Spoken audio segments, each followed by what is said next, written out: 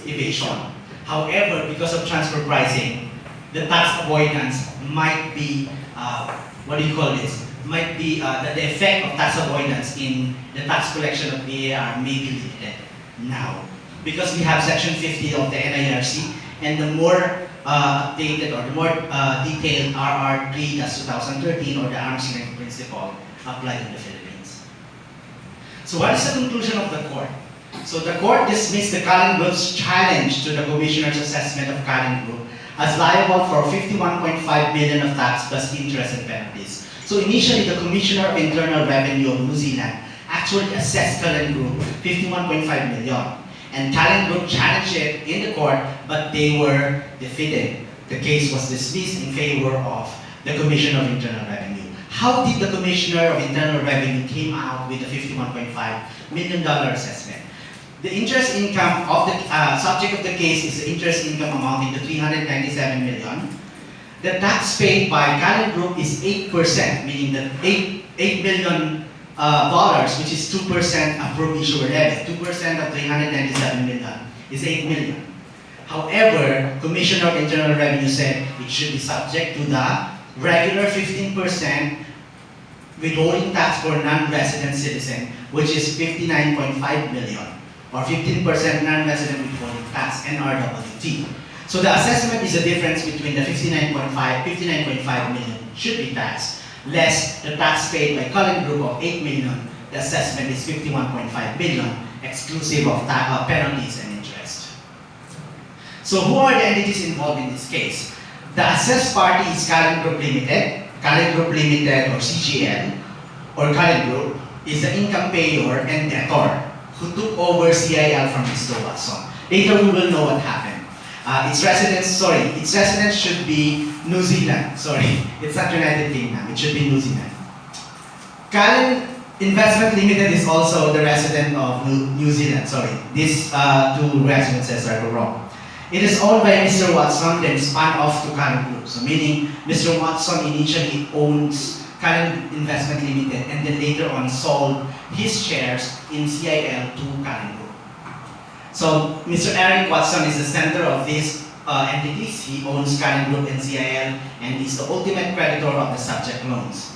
He is a former resident of New Zealand and then transferred to UK. Next will be Moderna Holdings Limited or Moderna and Mayfair Equity Limited or Mayfair. These are conduit companies with residence in Cayman Islands. Okay, excuse me. Yes, Always, parang red alert ka. Pag sinabi mo conduit, may connotation siya na. Always red alert kayo pag narinig kayong conduit company. Kasi parang ang connotation dyan, no economic substance. And then, ano pa siya? Parang ginawa lang, kaya nga tinawag siyang conduit. No commercial business. Yes. Red alert ka. Okay. Yep. Somehow. Yes, and they were actually incorporated in a tax haven, Cayman Islands. So, as again, I would like to correct myself. Cullen Group Limited and Cullen Investments are residents of New Zealand. Eric Watson is formerly a New Zealand resident, transferred to UK. And Modena and Mayfair are both Cayman Islands companies. Okay, so before the restructuring, before the cases happen, this is the situation. Mr. Eric Watson, a New Zealand resident, owns Cullen Group and CIL being Cullen Investments Limited, both situated, or all of them are situated in New Zealand. So Cullen owns Cullen Group and, Watson owns Cullen Group and Watson also owns CIL. His ownership is 15,000 shares, actually valued at 193 million. We will know later why is it valued at 193 million. And aside from the ownership, he also has shareholder advances to CIL amounting to $98 million. So this is before Mr. Watson's decision to change residency from New Zealand to UK. So when he changed residency, he needs to establish, according to his lawyers, he needs to establish his residency in UK in order for him to have a certain tax abode. Because if he will not establish residency in UK, he will be taxed both in UK and New Zealand. Yes, so he has to do something. That's what his lawyers said. So Mr. Watson sold on loan, meaning there's no cash involved. He sold his shares in Cullen Group to Cullen, in Cullen Investment Limited to Cullen Group at 193 million, but there's no cash involved. Also, Watson extended 98 million to Cullen Group as a loan, which was also extended as loan by Cullen Group to CIL, in order for CIL to pay the $98 million advances. So there's no cash involved in all of these transactions. So what's the summary? In summary, the ownership and advances to CIL of Mr. Watson was transferred to Cullen Group and in the form of loans. So the owner of CIL is now Cullen Group, and also the owner of the loan, I mean the rights on the loan, is already with Cullen Group. So Mr. Watson now doesn't have anything, ownership or advances to CIL, it all were transferred to Cullen Group. So that's part one. But there's more. There's part two. Mr. Watson created Modena and Mayfair in Cayman Islands, and he assigned the loan to Cullen Group as follows. The 193 million will now be under Modena, and the 98 million under Mayfair. There's no cash involved again.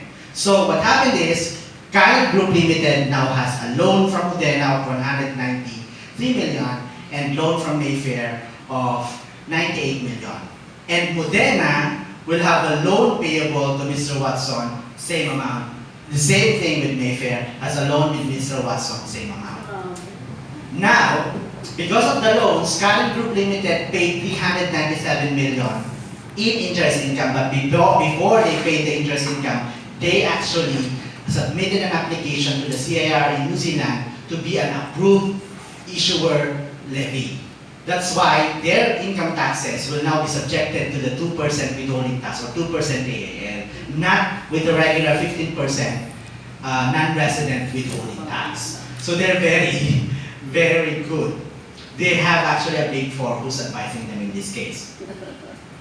So what are the relevant issues involved? The business restructuring arrangements made by Cullen Group and Watson was ruled as tax avoidance scheme, and not merely to establish Watson's tax residency in the UK. So the reason that I need to transfer my tax residency does not hold water here. The assignment of loans to Modena and Mayfair lacks economic substance, and Modena and Mayfair are merely conduit companies economically controlled by Watson. There is no legal ownership of Watson on the Modena and Mayfair, but during the case it was established that he is controlling these companies. That the AIL of 2% may not be used by Cullen Group, given that it circumvents the purpose of the law, which is to attract fresh foreign funding or investment in New Zealand. There was no fresh investments in New Zealand, because the investments were there already, and they just transformed it into loans. Conversely, the arrangement generated no fresh fundings, that is, no cash flow, and only served to our after tax incidents to actually benefit from the lower tax rate. That's all. So these are the relevant issues involved. So in short, Cullen Group paid 51.5 million in basic taxes, as well as interest and penalties. Yes, it is Umubraing scheme, but this is very good. If the CIR was not so good in finding this scheme, they might have actually succeeded. Yes. Yes, 13% decrease in income or tax on interest income. 13%, because that is the difference between 15% The regular and the 2% that they want to avail. Yes. But what I really wanted, I am amazed with the CIR or the laws in New Zealand is that they have tax avoidance laws. But in the Philippines, tax avoidance is actually legal. So they're more advanced than the Philippines. So any questions? Very simple, no, there's no comparability analysis or anything. It's just applying the arm's length principle and the principle of economic control. Modena and Mayfair, saan sila registered? Sa Cayman Islands, tax haven. So, walang tax sa Cayman Islands, and the withholding tax is only 2%. So, very nice. Anong year ito? I'm sorry. The decision is 2019, right? Yes, I think yes. 2016 transactions pala. Very, very fast in New Zealand. Yes. 3 years, they were able to to decide a case in the high court. Yes. In the Philippines, it will take 10 years. More. More. Look at the 2019 decision of the Supreme Court. Look at the Dates. cases. It's very, very old cases. It's 2019. Because before the cases were actually elevated to the court, there were actually previous cases, and then there were assessments by the BIR, and if the taxpayer actually waived the prescription, you are expecting 20 years in the making. Yes. Okay na po. Thank you very much po.